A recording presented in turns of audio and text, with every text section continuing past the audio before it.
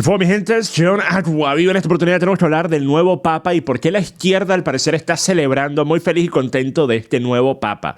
Se trata de Robert Francis Prevost, quien se vuelve el Papa León XIV y que es el primer Papa estadounidense, nacido en Chicago. Esto fue celebrado por Donald Trump, pero esa celebración pudiese no durar mucho tiempo por las cosas que están a punto de ver, que ha estado compartiendo y opinando Robert Prevost durante años al respecto de la política estadounidense, al respecto de principalmente Donald Trump.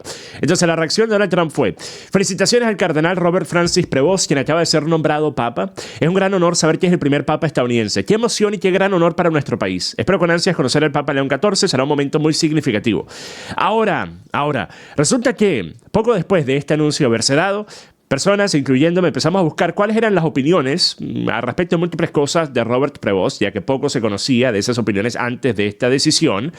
Y pues al parecer hay razón por la cual estar un poco preocupados. Si tú eres una persona, al igual que lo soy yo, que quería ver una figura que fuese a representar valores más conservadores, más tradicionales frente a la Iglesia Católica, como lo hubiese sido, yo creo, el cardenal Robert Sarah, quien obviamente tenía la edad jugándole en contra.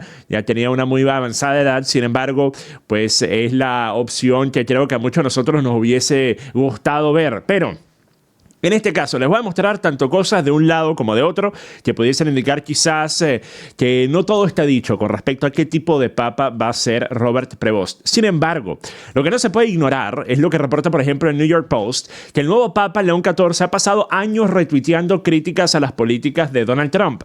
También lo publica el Express en el Reino Unido, que el nuevo Papa ha criticado duramente a Donald Trump y J.D. Vance por la disputa sobre la inmigración.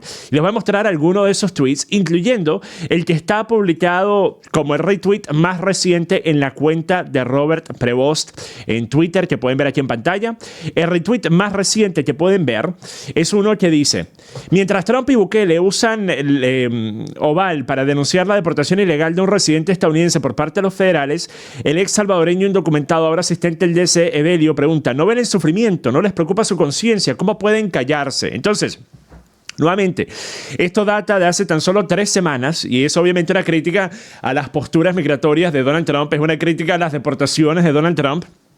Y es también lo que pudiese ser un planteamiento político que pudiese ser similar al que durante tanto tiempo el Papa Francisco estuvo predicando y estuvo promoviendo.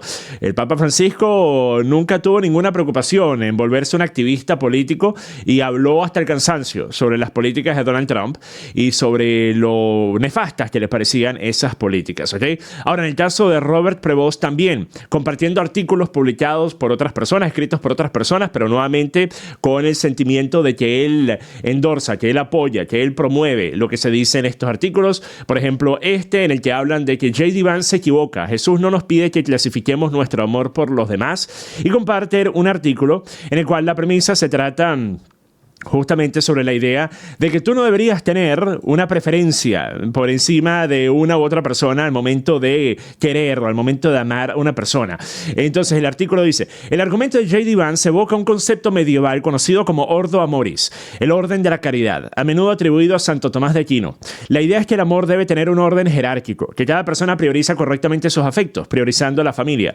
En cierto modo suena práctico, incluso razonable. El amor no debe ser una abstracción flotando en ideales sin conexión con el mundo real. Pero el problema con esta jerarquía es que alimenta el mito de que algunas personas merecen más nuestro cuidado que otras. Es un marco que tiene sentido en un mundo gobernado por la escasez y el miedo, donde la protección se da a expensas de otros, pero Jesús nunca habla del amor como algo que se pueda racionar. Habla del amor como abundancia, una mesa donde hay suficiente para todo. Miren, nuevamente, yo entiendo que una cosa son ideales religiosos, otra cosa son ideales y planteamientos políticos, y yo creo que no, estas dos no se deberían mezclar. Creo que al margen de lo que la religión debería tener como un impacto principal en una sociedad es el ámbito cultural, no político, ¿ok? Sin embargo, debido a que vivimos en un mundo tan politizado donde todo pues tiene que ver de una u otra forma con planteamientos políticos, no puedes ver absolutamente nada, no puedes hacer absolutamente nada sin que tenga un trasfondo de un mensaje político de un lado o de otro.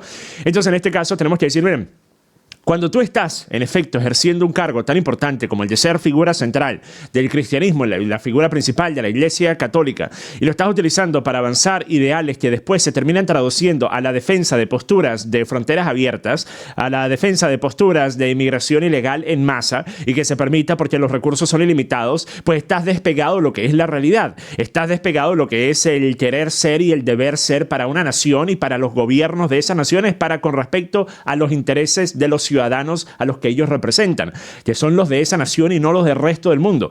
Ese es el gran problema, ¿verdad? Entonces, cuando se habla de que no se deberían de querer cuidar a una persona a expensas de otras, pues yo les pregunto, ¿ustedes acaso entonces estarían de acuerdo con cuidar a un inmigrante ilegal al mismo nivel al que cuidarían a su familia?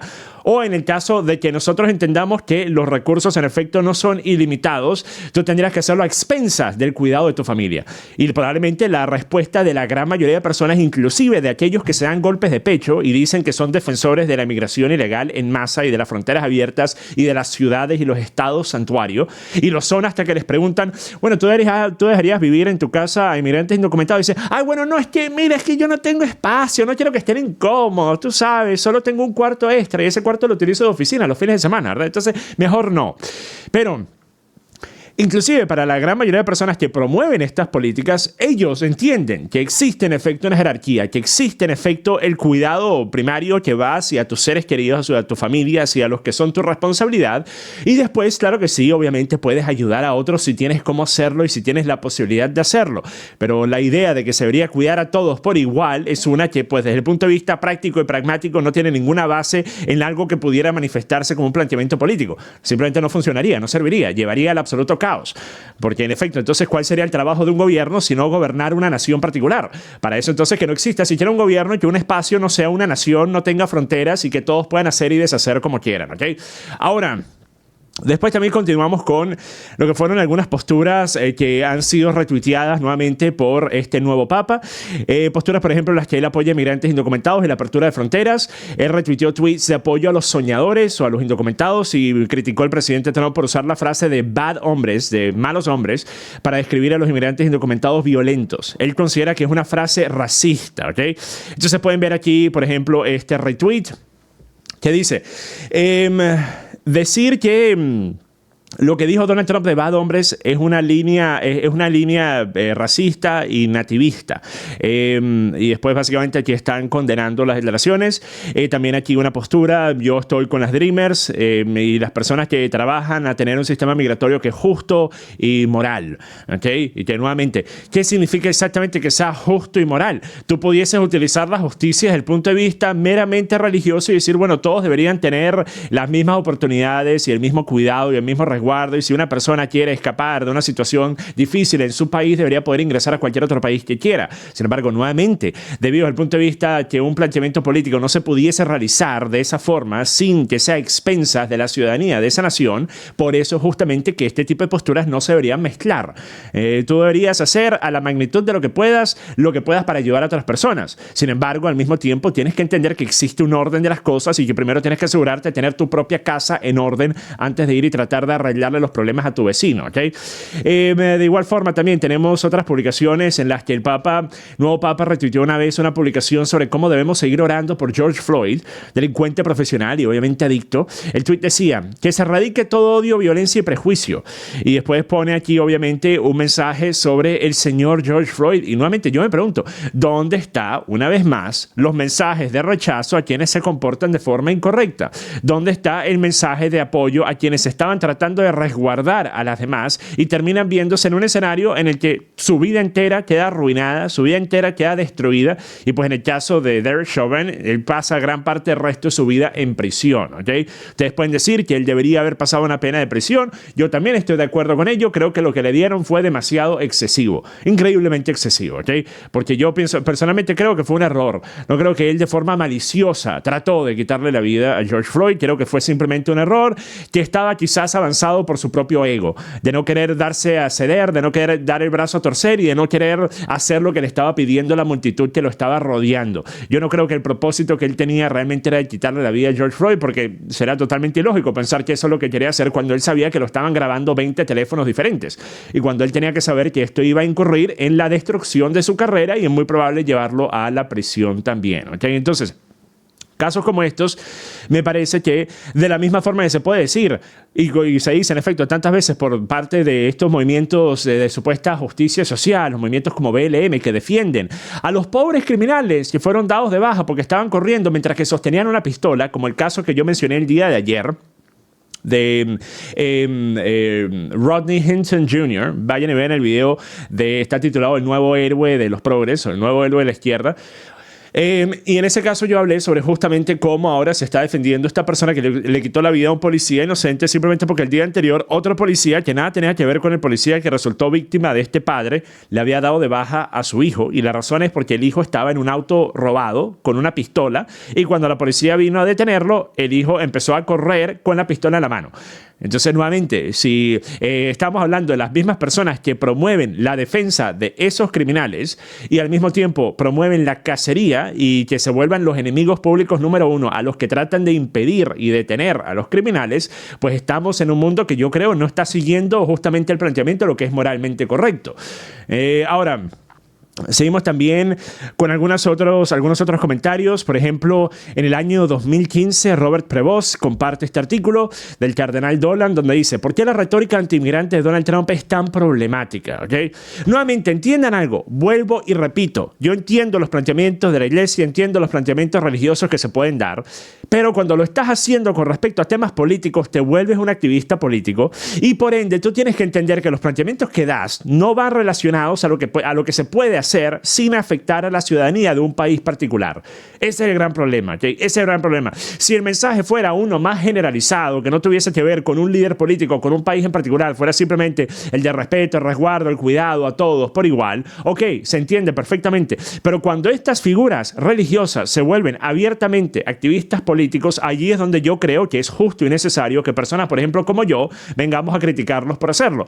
De la misma forma que tantas personas critican a las celebridades, a los futbolistas, a los cantantes, a los actores y actrices, cuando ellos también deciden volverse activistas políticos, utilizando la influencia que tienen por algo que no tiene ninguna relación a la política, y ahora utilizan esa influencia para avanzar una agenda particular, una propaganda particular, ¿ok?